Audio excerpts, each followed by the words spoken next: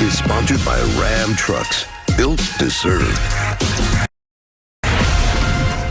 Back here at 8 a.m. on a Wednesday morning, which means it is time for Nick to reveal his latest NFL tiers. Nick, you and your committee went deep into the night this week as we get ready for week 9 across the National Football League. Who you got, buddy? Take us through it. All right, before listen, you I even understand. get in there, can you tell us who this committee is? Wow. Tell us this No, committee. I cannot. Who is this No, committee? I cannot. No, I cannot. I cannot tell you that. Maybe at the end of the season they'll reveal themselves. Right now, they feel like their anonymity allows them to be as fair and honest as possible. Now, listen, I can take the pulse of the country.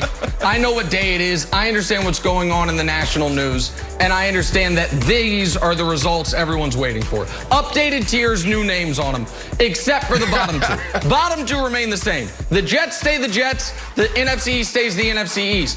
The third to bottom tier, going from bottom up. We've changed the name of that tier to mock draft season. All those fans of those teams are staring at mock drafts, except for the Texans who don't have any draft picks because of Bill O'Brien, but everyone else staring at mock drafts. Now to the teams that actually matter a bit. Hanging on barely. My Chicago Bears, my beloved Chicago Bears, I've got to say, I've been uninspired with their offense as of late. My beloved Cam Newton and Wild's beloved Patriots, I've been uninspired with their play as of late, but they're still alive. San Francisco, their quarterback got hurt. Detroit and Oakland kind of middling. Now let's move on to the top four tiers. Let's move on to the teams that really, truly matter. We'll start with the playoff threat tier. You see who's on there all of a sudden? Good God, that's Tua Tagovailoa's music. The Miami Dolphins, above 500, great coach in Brian Flores. You know who's next to him, who also moved up? One of the teams Brandon was high on. The Colts, Phillip Rivers. Are you going to get good Phillip or bad Phillip? Who knows? But Darius Leonard's back makes them dangerous. And then the Browns, we didn't dock them too much because they lost the game that they lost this week. I would argue that no one could have won. Well, actually, obviously, Oakland could have won. Let's move on to the Browns. I don't want to argue about that. Now to the teams that truly matter. Super Bowl eligible. Folks, I will stake my reputation as America's preeminent prognosticator on this. The Super Bowl champion is going to come from one of these top three tiers. Every other team is just playing for participation trophies. The Ravens and Seahawks, however, have moved down from top contenders to this tier because the number one contender, the clear team most likely to take out the champs, are Brandon's beloved Pittsburgh Steelers, and then there's, of course, the champs. The champs stay the champs. I know their blowout wins don't count to anyone except for me, but so there it is. There's the updated tiers. Unlike last week, Brandon, I am certain this is going to be a very quick segment because you have no issues whatsoever because this week they are flawless.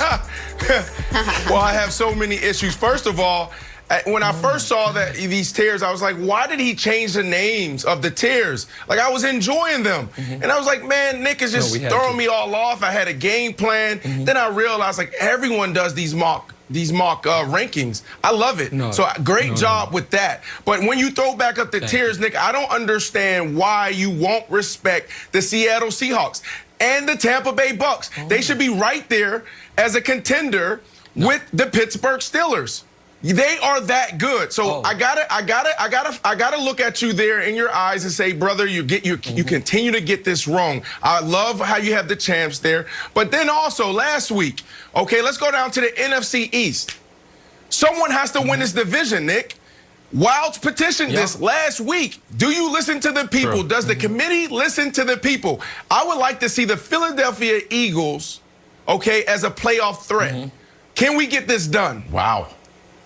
Okay, so the committee thought long and hard about that because there is a bit of lack of tier integrity because by the rules, one of those teams is going to make the playoffs. That was Wild's point. That was your point, Brandon. We thought about it and we talked about it. And the resolution we came to is this. Someone from that division can move up, but the committee.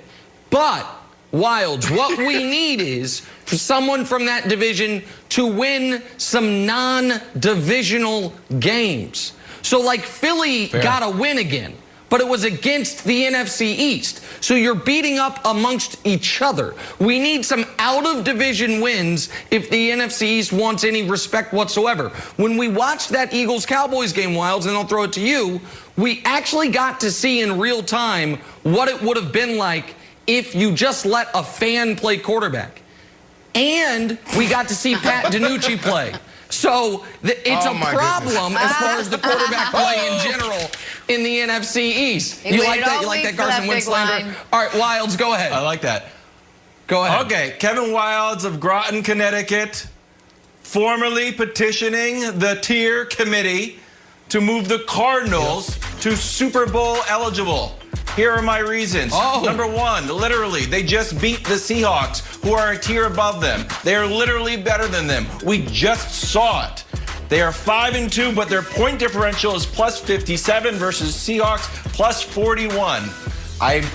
Number one reason, move the Cardinals up. Number two, wildly underrated defense. They give up 20.9 points per game. The Bucks give up 20.6. These Steelers, who we always talk about, give up 20.3. So unless there is a 0.3 difference, if that matters to the committee, I'm saying it's not. The Cardinals deserve to be up. And the final reason, and it piggybacks on your last reason, they have a potential matchup against the Eagles.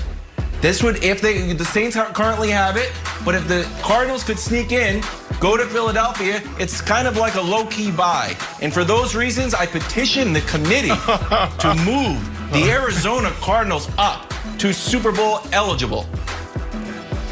So here's the thing. The Cardinals were the toughest omission. I'm not going to lie, Wilds, you're plugged in. I'm going to have to talk with the committee to see if they're leaking you the minutes from our meetings, because they were absolutely the team we debated the longest on. And the reason that they are not quite where you would like them to be is twofold. One is due to the loss of Chandler Jones. Chandler Jones has been one of the most underrated defensive players in the league the last decade. Some of those defensive numbers, Wilds, we feel are a little inflated due to prior to Chandler Jones's injury, and you worry about their ability. You're going to have to beat Seattle and or Green Bay to make it to the Super Bowl. Do they have enough of a pass rush to slow down those offenses without Chandler Jones? Fair. And the other reason, Brandon, is I personally, now this was a controversial opinion amongst the committee, but my vote counts for two.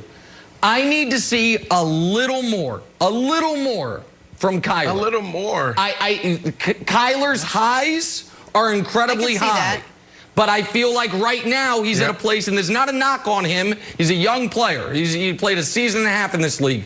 His low, you don't yet know the level of consistency. We don't know quite week in, week out what we're going to get from him. And if they are to make the playoffs, Brandon, Cliff Kingsbury, he's never coached a playoff game, obviously. Damn near almost never coached a bowl game at Texas Tech. So Cliff Kingsbury, head coach in those spots, that concerns me also as far as the Cardinals. But they were the toughest omission from that next tier. Okay.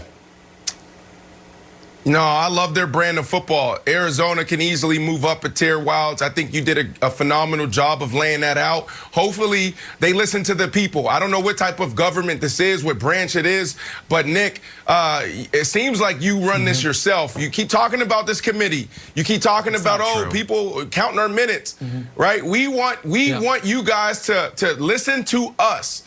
We, the people, know what we're talking about. Move the Arizona Cardinals up. Move the Seattle Seahawks up to #1 contender, or you have to change that title. And also the Tampa Bay Buccaneers.